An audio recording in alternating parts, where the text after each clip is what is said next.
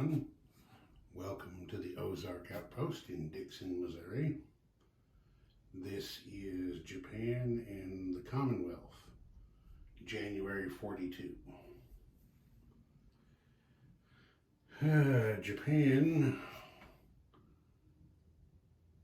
had one good tech roll. They moved improved construction over to stage 2. They established a spy ring in London. Well, looks like I forgot to put that on there. So,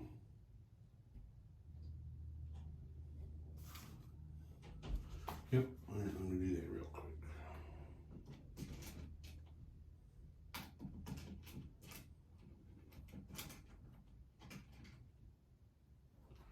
Japanese spy in London. There we go. And they weren't able to do any counter-espionage roles. For their build, they did 1 medium bomber, 1 fighter, 2 Marines, 2 mountain infantry, and 2 regular infantry. Then, Tojo continued his revenge offensive in the Soviet Far East. I'm going to try these for a pointer. These are some long curved tweezers. I got them because some of these little markers and roundels and things, I have a hell of a time trying to pick them up off the map with my fingers. But with these, I just latch right on and there we go. Just as easy as can be.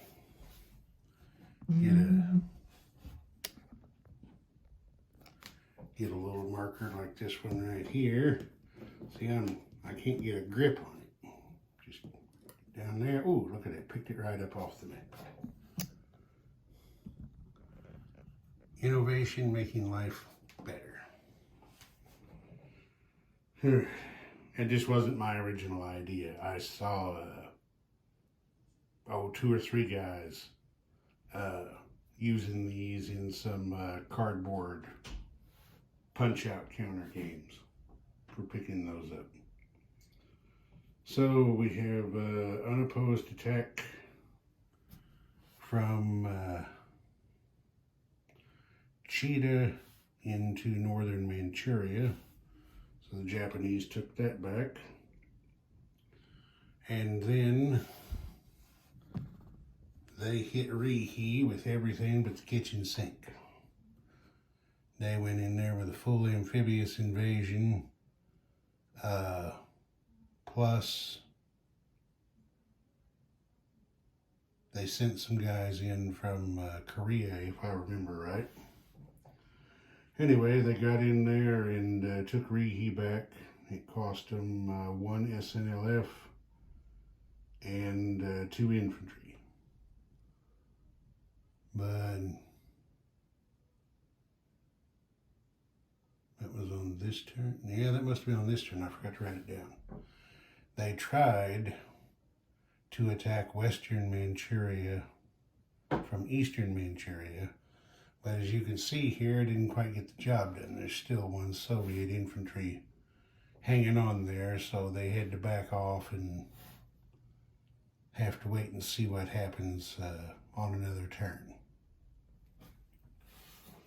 But other than here, which is actually Chinese territory,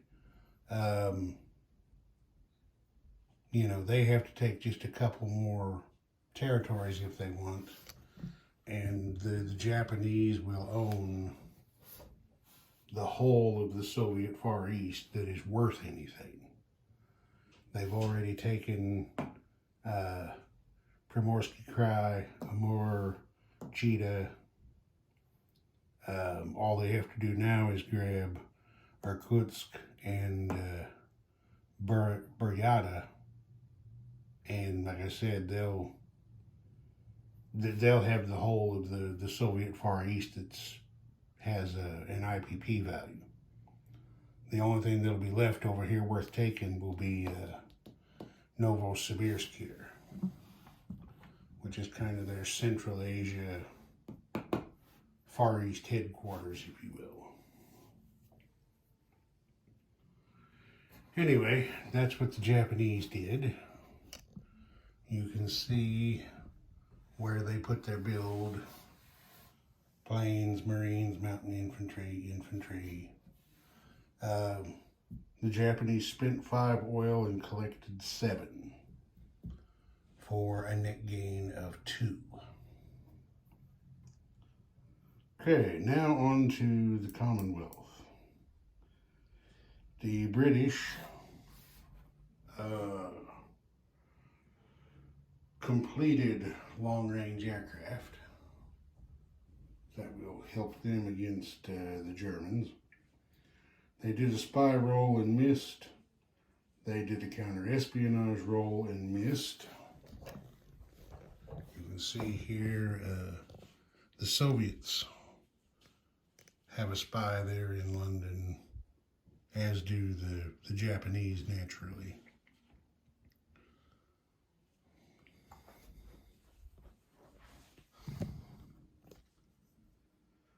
Okay.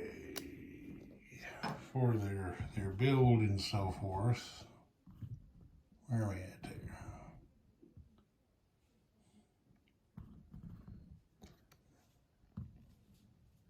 Ah, there's the British Isles over there. Okay. The Brits repaired the damage to the London factory. The Midlands factory is still carrying its damage. So as of right now, it's still unusable. Then they built a fighter, 2 Marines, and an infantry. Far East Command finished their escort carrier. They built 2 Marines and a Gurkha. Then Anzac built a minor factory and a Marine. Okay. Combat. First thing that happened down here in the Med, you might remember there was a cruiser here that was Greek that aligned to the Brits. They went over here to attack the Italians off Cyprus, and the light cruiser beat up on the heavy cruiser and sank him. So that was a British defeat there.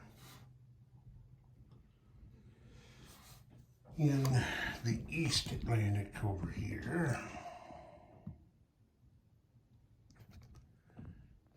you may remember there was a U-boat lurking around out here. I believe it was here. And yeah, that's where it was. The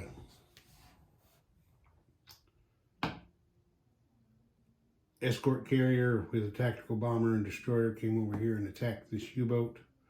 They sank it, but the U-boat scored a return hit, which also happened to be a target select. So the German chose to sink the escort carrier, and the tactical bomber flew to Portugal in non-combat move for a safe landing. Down here off Gibraltar, you see we have another, knocked a guy over there. You see we have another escort carrier down here and destroyer. They came down to attack this U-boat, but the tactical bomber and destroyer both missed. The U-boat chose to submerge rather than returning fire. And then down here, You see down there off of South Africa, this seaplane went, it had been here, it went its 1-2 spaces of patrol range to go on maritime air patrol and attack this U-boat, and as you can see, of course, it missed. Alright, FEC didn't do any combat, they're just kind of hanging out, waiting to see what happens. Anzac is in a very similar situation down here, just hanging out, building up, waiting to see what happens. The Brits spent 5 oil this turn and collected 3 for a net deficit of 2 oil. And FEC and Anzac broke even. They spent 2 and collected 2. And as far as the British placing their build,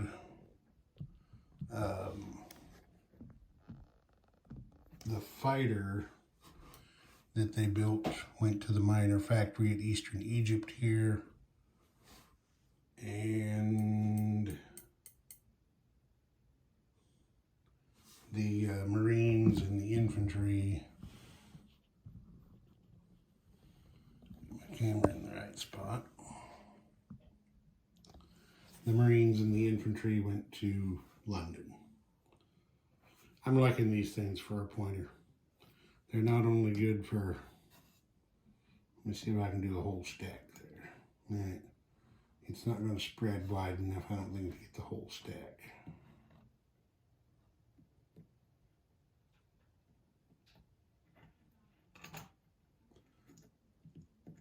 Nope, not quite.